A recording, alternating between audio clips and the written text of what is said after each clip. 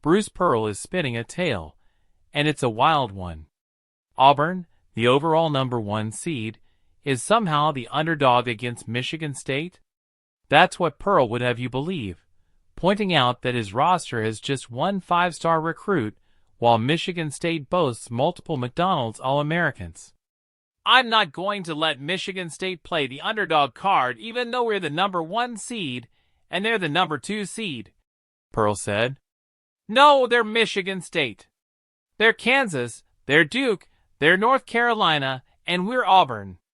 We know our place. This is classic Pearl, part motivational speaker, part showman, always selling a narrative. But the facts don't back him up. Auburn has been dominant all season, ranking higher than Michigan State in every major metric. The odds makers favor them. And as for those supposed blue-chip advantages, Auburn has had more McDonald's All-Americans in the past 4 years than Tom Izzo's program. Izzo, never one for theatrics, wasn't buying it. He's been in too many of these battles to get caught up in the noise. Listen, Bruce and I are friends, Izzo said. He's done an incredible job there. I've been a #2 seed that got beat by a 15. I've been a #1 seed that didn't make it out of the first weekend. If it makes him feel better, I'll be the favorite. Whatever they want me to be. But the game will be won by the players. And that's the reality. Recruiting rankings, past tournament performances, and seeding mean little in a 40-minute battle for a Final Four spot. Auburn has been the better team all year. They have depth, scoring, and defensive tenacity.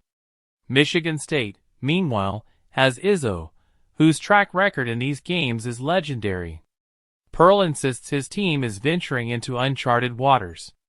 This is the 3rd time in our history we've gone to the Elite Eight, he said. We're talking about Michigan State. We're talking about Tom Izzo.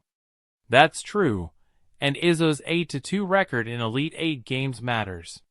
He knows how to navigate the short turnaround, how to exploit matchups, how to get his team to peak at the right moment. Pearl, by contrast, is 1-1 in this round, his lone loss coming to Izzo in 2010. If Michigan State wins, the "Izzo did it again" narratives will flood in. But Auburn is the superior team. Pearl's attempt to manufacture an underdog identity is little more than a mind game, and Izzo knows it. You get to this point, there are no underdogs, Izzo said. The players play the game.